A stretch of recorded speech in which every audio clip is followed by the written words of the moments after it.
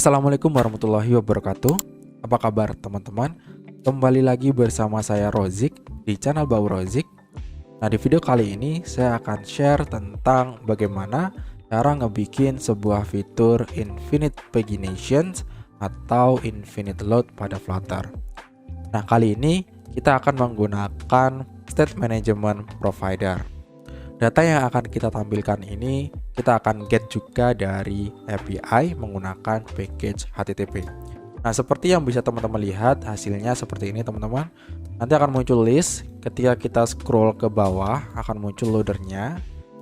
Kemudian akan get data selanjutnya ya di halaman berikutnya, yaitu halaman 2. Dan get lagi kalau udah scrollnya mentok sampai pada halaman terakhir. Nah, kalau udah halaman terakhir, loadernya tidak akan muncul. Kita juga bisa refresh ya. Kalau refresh nanti dia akan balik lagi ke halaman pertama. Dia akan muncul lagi loadernya. Seperti itu teman-teman.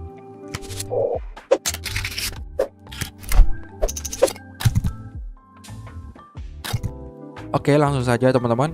Di sini saya sudah menginstal project baru Flutter, di mana projectnya ini masih default, belum saya apa-apakan. Saya juga sudah menjalankannya pada emulator, seperti yang bisa dilihat di sini. Oke, sebelum memulai pastikan teman-teman sudah install dua package ini, yaitu provider dan HTTP. Untuk provider ini digunakan sebagai state management pada aplikasi kita. Nah, buat teman-teman yang belum tahu apa itu state management provider, bisa lihat dulu di video saya sebelumnya. Saya sudah pernah bikin video tentang provider, apa saja jenisnya, dan bagaimana cara mengimplementasikannya. Jadi saya sarankan teman-teman pause video ini dan tonton video saya tentang provider, yang nanti link videonya akan saya sertakan di kolom deskripsi atau mungkin nanti muncul di pojok video ini. Selanjutnya teman-teman juga wajib install package HTTP karena nanti kita akan mendapatkan data dengan get request dari API atau repository. Nah, untuk datanya sendiri nanti kita akan memanfaatkan pihak ketiga, yaitu Mock API. Mock API ini merupakan salah satu platform yang membantu kita menyediakan dummy API yang bisa kita gunakan di dalam project kita. Jadi teman-teman nanti langsung daftar aja, bisa daftar menggunakan akun Google teman-teman. Selanjutnya kalian tinggal bikin resource baru, ini seperti table mungkin ya. Di sini saya sudah bikin yaitu data users. Kita juga bisa customize kolom-kolomnya. Di sini saya ada 4 kolom, ID, name, avatar, dan email. Dengan datanya saya set sebagai Faker atau generate otomatis by Mock API. Oke, nah di sini juga sangat simpel sekali teman-teman untuk mengisi datanya. Kita tinggal geser aja ya. Kita ingin datanya jumlahnya berapa. Ya. Ini maksimalnya hanya 100, seperti itu ya. Kalau kita lihat datanya di sini nanti hasilnya seperti ini. Atau kalian juga bisa melihat melalui URL yang udah disediakan di akun kalian. Nanti tinggal masukin endpointnya, yang dimana endpoint ini adalah resource yang teman-teman buat. Kalau kita lihat nanti hasilnya seperti ini teman-teman. Ini link URL-nya, kemudian ditambahkan endpoint-nya. Hasilnya seperti ini. Kerennya lagi, dia juga udah menyediakan sistem pagination-nya. Kita tinggal menambahkan page berapa dan limitnya berapa. Ini halaman pertama dengan limit ada 4 biji ya. Kalau kita ini ganti jadi 10, maka yang tampil di halaman pertama adalah 10. Per masing-masing halaman adalah 10 limitnya. Nanti data ini akan kita gunakan teman. Oke, kita balik lagi ke kode program kita. Nah, sekarang kita akan bikin sebuah kelas model baru untuk nge-mapping data dari API yang bentuknya JSON ke dalam sebuah kelas ya. Karena kita mengelola data user, kita buat kelasnya dengan nama users. Kita buat dulu folder dengan nama models ya. Kemudian di dalam model ini kita buat file dengan nama user.dart. Kita buat aja kelasnya nama user ini. Kemudian propertinya variabelnya kita sesuaikan dengan data yang ada di dalam API teman-teman. Di sini ada 4, ada ID, name, avatar, dan email yang which is semuanya tipenya adalah string. Ya, kita buat sama di sini. Kita buat string, kita set sebagai nullable, ada ID, name, email, dan juga avatar. Setelah itu kita buat konstruktornya ya, user, kemudian masukin aja this.id. Selanjutnya kita akan bikin sebuah function untuk mengconvert dari JSON ke dalam kelas user. Ketikkan aja factory user.from JSON. Kita masukkan parameternya berupa map, string, dynamic, dan kita return data usernya. Kita isikan per masing-masing propertinya dari nilai JSON ini, teman-teman.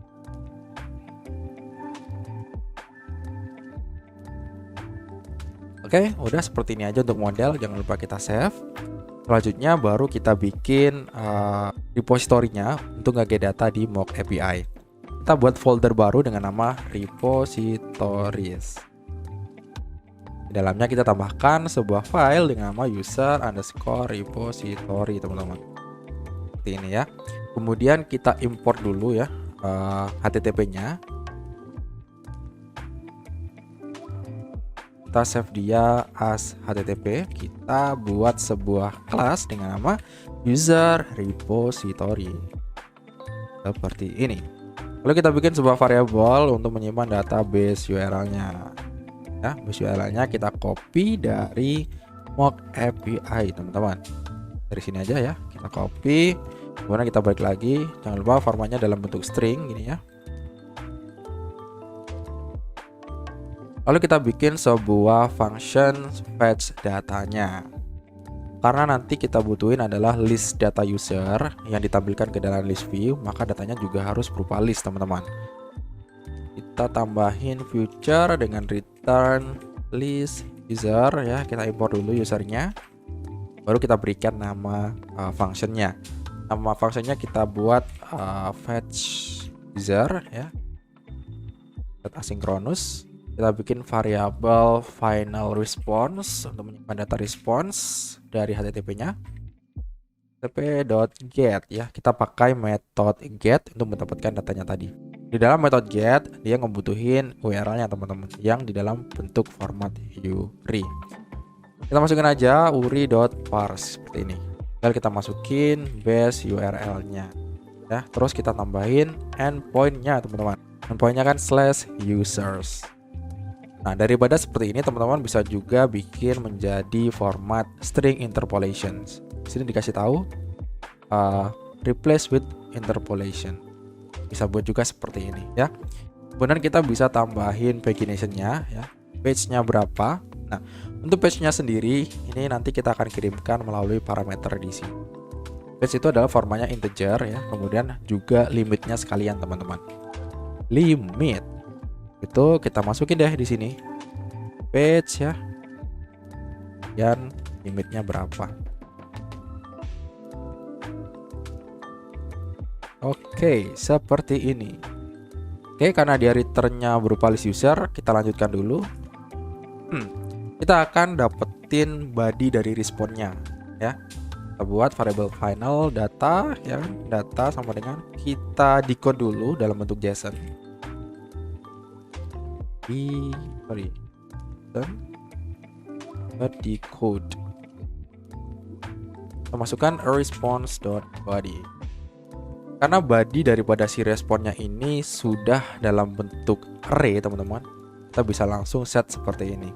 Nah, biasanya respon API itu data listnya dimasuki di dalam key data. Di awalnya ini ada key data, maka teman-teman tinggal tambahin aja di sini kayak gini. Gini ya. Cuman karena dia itu bentuknya langsung berupa list, kita nggak perlu. Oke. Selanjutnya dari data JSON ini akan kita ubah menjadi list user. Caranya adalah kita return dulu aja langsung.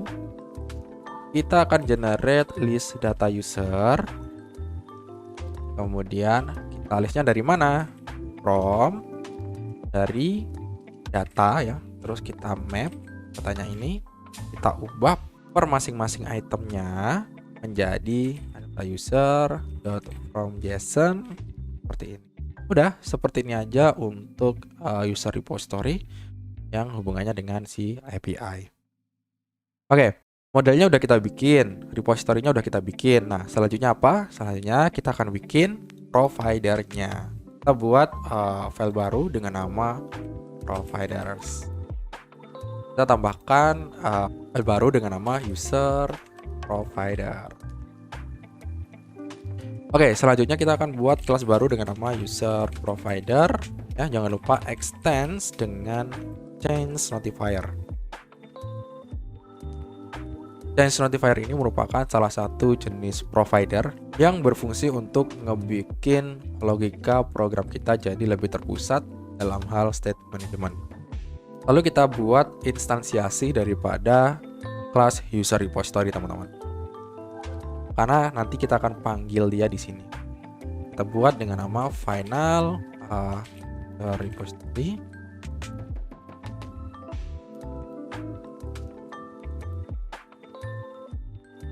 Nah, setelah itu kita buat variabel untuk menyimpan data limitnya. Final limit, buat berapa ya? 15 saja kali ya. Oke, kalau sudah, limit ini saya buat jadi private ya. Dan bentuknya adalah final, tidak bisa diubah lagi ya, karena memang limit value-nya tidak akan berubah-ubah ya teman-teman. Berbeda dengan page yang setiap halamannya berubah 1, 2, 3, tapi dengan limit value-nya tetap. Dan kita buat variable integer dan juga sifatnya private karena dia hanya dihandle atau dikelola di dalam kelas ini aja. Kita set defaultnya adalah 1. Kita awali dengan halaman pertama, lalu kita buat variabel has more, kita set jadi true. Nah, has more ini merupakan variabel untuk menentukan apakah ketika scroll dalam list view kita nanti mentok, apakah dia load lagi atau sudah cukup atau datanya udah pada indeks terakhir. Yang sebenarnya ini digunakan sebagai parameter untuk menentukan apakah dia lanjut ke halaman berikutnya atau tidak. Itu aja sih sebenarnya teman-teman. Berikutnya kita akan bikin variabel untuk menampung data list usernya. Kita isikan defaultnya array kosongan seperti ini aja teman-teman. Lanjut kita akan bikin sebuah functions get user sebagai trigger untuk nge-get datanya. Nanti si UI akan nge-call dari function ini untuk ngedapetin si data users yang nantinya dari user provider ini akan nge-notify ke si UI lagi kalau datanya berhasil didapetin. Kita buat variable future, kita beri nama get user ya, bonus. Kita tambahkan sebuah kondisi try catch ya, supaya kita bisa dapetin kalau ada error. Lalu di sini kita panggil fetch user yang ada di dalam repository. Nah, karena di dalam user repository ini fetch user nilai kembaliannya adalah list data user, maka kita akan bikin variabel list user response dari data repository. Jangan lupa diberikan await dot fetch user. Nah, dia butuh parameter page dan limit. Nah, page-nya kita masukin yang ada di dalam kelas provider. Oke, kalau udah titik koma teman-teman. Berikutnya kita akan cek dulu nih apakah si panjang daripada response itu kurang daripada limit. Kalau panjang data responnya itu kurang dari limit yang ditentukan, artinya apa? Artinya data kita udah di indeks yang paling terakhir. Maka kita akan ubah has more-nya jadi false. Nah, artinya kita tidak perlu load halaman berikutnya lagi teman-teman. Soalnya datanya udah ke-load semua gitu kan. Baru kita tambahkan data hasil respon ini ke dalam si data users yang ada di sini teman-teman. Jadi nanti konsepnya adalah data si user ini akan persisten sesuai dengan page yang di get ya.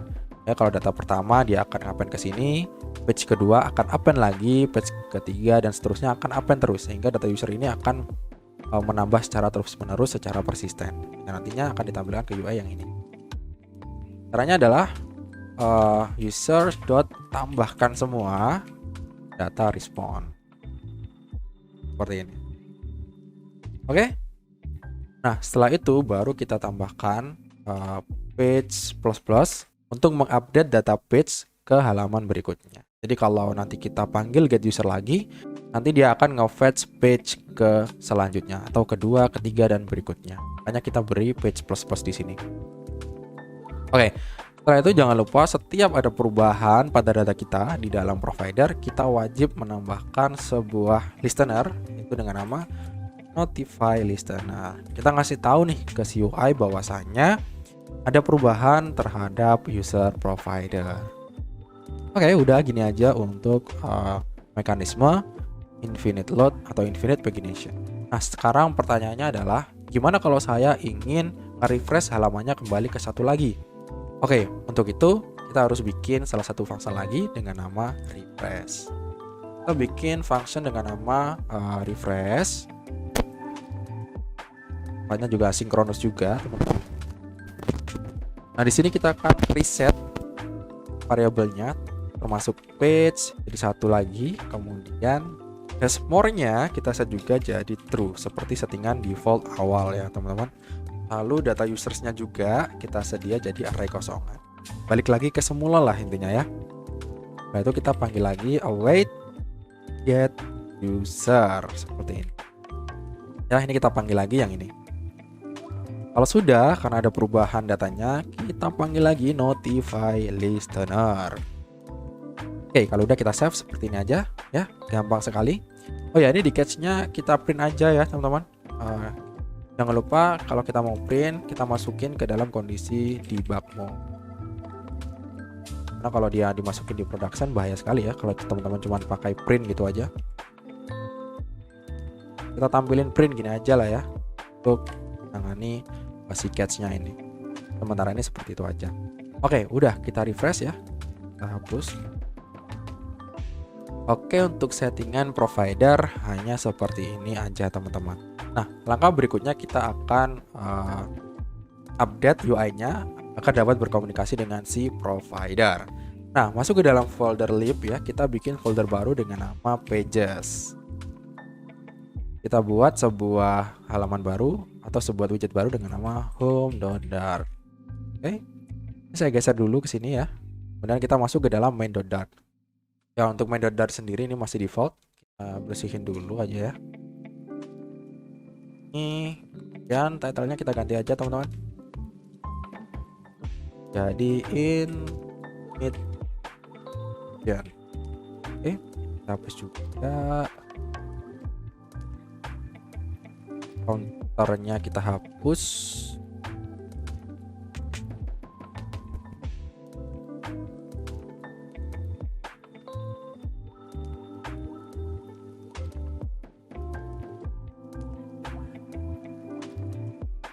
Oke. Nah, kelas my homepage ini kita pindahin aja ya di dalam home.dart. Oke. Ini kita import materialnya. Kita import seperti ini ya. Lalu yang di dalam main.dart, my homepage-nya kita import juga. Teman tekan Ctrl spasi aja biar munculin kayak gini. Udah kita save.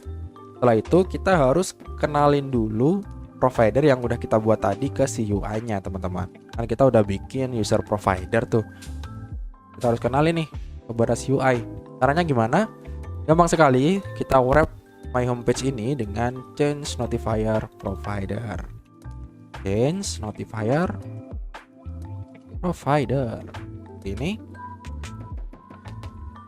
dia butuh sebuah property create, teman-teman. Nah, disinilah nanti si user provider dikenalin. Nah, karena kita nggak ngegunain callback parameter variabelnya, kita kasih underscore aja. Dan user provider seperti ini. Kalau sudah, jangan lupa kita save ya. Baru setelah ini kita masuk ke dalam homepage.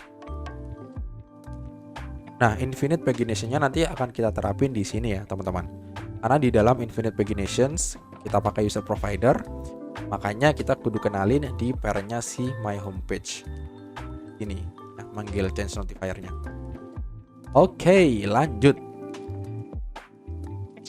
Centernya ini kita ganti aja jadi list view builder, karena data kita berupa list, maka kita tampilin ke dalam list view builder seperti ini. Di dalam item buildernya di sini ada dua callback parameter, ada konteks dan juga index. Oke, kita return list style kosongan dulu aja teman-teman. List style kosongan. Nah, ketika kita menggunakan provider, kita bisa juga memanfaatkan sebuah widget yang namanya consumer. Consumer ini fungsinya untuk merebuild ulang widget yang berkaitan dengan user provider. Jadi ketika ada data di dalam user providernya berubah, maka widget-widget yang ada di dalam consumer yang akan berubah. Jadi nggak semua halaman berubah atau di rebuild, yang di rebuild hanya widget yang ada di dalam consumer aja teman-teman.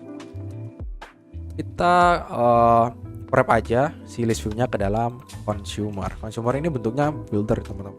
Kemudian di consumer ini dia ada 3 callback parameter. Parameter yang pertama kita nggak pakai teman-teman, kita beri dia value-nya underscore. Kemudian baru value yang digunakan adalah yang tengah, yaitu state. Isinya adalah class user provider. Yang ketiga juga kita nggak perlu, kita set di underscore gini aja ya. Udah gini aja, sekarang kita bisa manfaatin data state yang which is state ini adalah isinya user provider. Oke. Kita balik lagi ke dalam list view builder, kita tambahkan karena di dalam list view builder ini ada item count. Kita masukin aja state dot users, ya kan, ada user kan. Kenapa ada users? Ya karena state ini adalah user provider isinya. Ini ada users ini, provider, ya kan. Oke. Users.length, panjang data usersnya ya. Nah, sekarang yang jadi pertanyaannya adalah biasanya fitur infinite paginations ketika kita scroll ke bawah ya, ketika scrollnya udah mentok, maka akan muncul loader. Benar ya?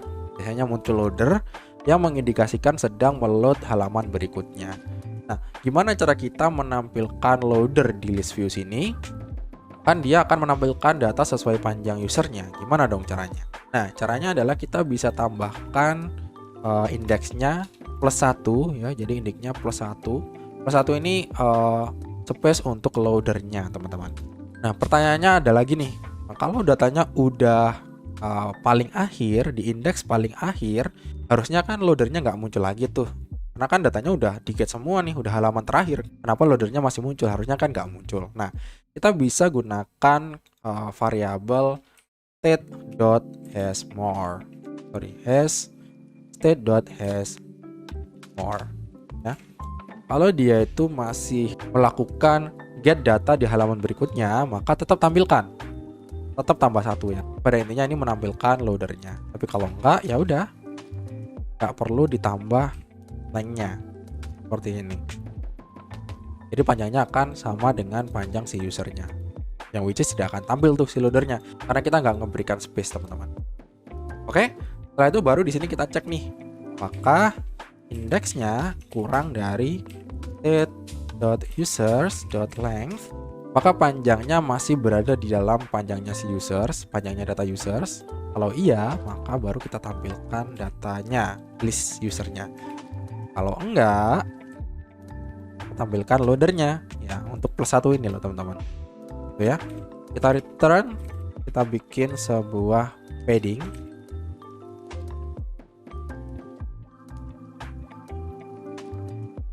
Kita set paddingnya jadi 15 aja ya.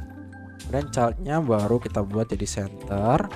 Setelah itu baru childnya adalah circular progress indicator. Nah, colornya adalah black aja ya. Oke, seperti ini. Lalu kita save ya. Titik komanya kurang, baru kita masukin data di dalam list style-nya. Karena kita punya gambar avatar ya di dalam data repository kita bisa manfaatin widget dengan nama circle avatar seperti ini. Kita masukin aja background image-nya sesuai dengan background di data user kita. State.users, jangan lupa masukin indeksnya, baru avatar ini. Karena sifatnya dia itu nullable, maka kita kasih default value-nya seperti ini teman-teman. Oh sorry, background image ini isinya adalah sebuah objek ya, image provider. Kita add dulu aja. Mintanya adalah network image teman-teman, seperti ini. Nah seperti ini. Oke, kalau sudah baru kita tambahkan title-nya. Misalnya kita tambahin teks sederhana aja dengan value-nya adalah state.users text, bahkan dengan name usernya. Jangan lupa karena dia nullable ya, kita set default value-nya jadi string kosongan. Seperti ini. Lalu kita tambahkan subtitle-nya, jangan lupa ya. Kita panggil subtitle-nya, kita isi subtitle-nya jadi email gini aja. Oke, kita save. Oke, kalau sudah, settingan widgetnya seperti ini aja teman-teman. Isi widget daripada si infinite load-nya seperti ini. Nah, sekarang kita harus menghandle get datanya. Ya, kita akan memanggil get data si ini teman-teman, get user. Function get user ini supaya data si usernya ini keisi. Kalau nggak gitu, data usernya pasti akan kosongan terus. Nah, kita panggilnya di init state. Kita bikin init state seperti ini. Nah, kita panggil di user providernya. Gimana cara manggil user providernya? Kita bisa manfaatin konteks ya. .read. Kemudian kita mau ngebaca provider yang mana nih? Bikin aja user provider .get user. Seperti ini teman-teman. Oke. Kalau udah kita save. Nah, setelah ini setelah get datanya berhasil, kita harus menghandle scrollingnya teman-teman ya. Dari tadi kan kita belum membahas sama sekali mengenai mekanisme scrollingnya ya kan. Nah, untuk scroll di dalam list view kita bisa menggunakan sebuah kelas dengan nama scroll controller. Kita buat dulu variabelnya final scroll controller. Ya seperti ini. Selanjutnya scroll controller ini kita masukkan di dalam controllernya list view supaya dia bisa mantau si list view-nya teman-teman, untuk ngecek apakah scroll kita udah mentok atau belum, yang dimana nanti akan nge-trigger si get user untuk mengakses halaman berikutnya. Kita bikin dulu pengecekan ya, pengecekan apakah dia itu bakal ngeload atau enggak, ngeload ke halaman berikutnya atau enggak. Kita bikin sebuah function dengan nama onScroll.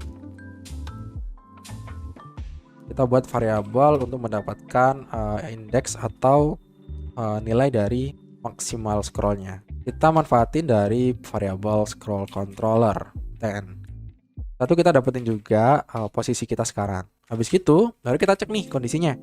Apakah current scroll ya, apakah current scroll ya sama dengan max scroll. Kemudian kita cek juga apakah status dari si provider kita, hashmore-nya itu true atau false. Jika hashmore-nya itu true, maka kita akan eksekusi get more atau get user lagi untuk mendapatkan data di halaman berikutnya. Nah, untuk mendapatkan si variable hashmore, kita bisa panggil sama kayak gini ya. Tinggal panggil aja hashmore. Lalu itu kita isi sama seperti ini teman-teman. Kita panggil lagi get user seperti ini ya. Oke, kita save. Kemudian jangan lupa onScroll ini kita masukin ke dalam listenernya si scroll controller. Kita tambahkan di bawah super.initState scroll controller.add listener. Oke, seperti ini teman-teman ya. Selanjutnya kita akan bikin juga sebuah mekanisme untuk refresh. Karena kita udah sediakan juga function untuk refresh di sini. Kita balik lagi ke ke home.dart ya. Kita akan gunakan refresh indicator teman-teman. Kita bisa bungkus konsumernya ya. Refresh indicator. Mana dia itu require dengan on refresh. Yang isinya adalah future function. On refresh, kita buat dulu ya teman-teman function untuk refresh. Kita buat future on refresh. Kita panggil dot refresh seperti ini aja. Tinggal ini kita masukkan ke dalam on refresh. Oke. Kalau sudah, kita coba langsung reload aplikasi kita. Kita lihat ya. Kita cek juga di debug console-nya teman-teman.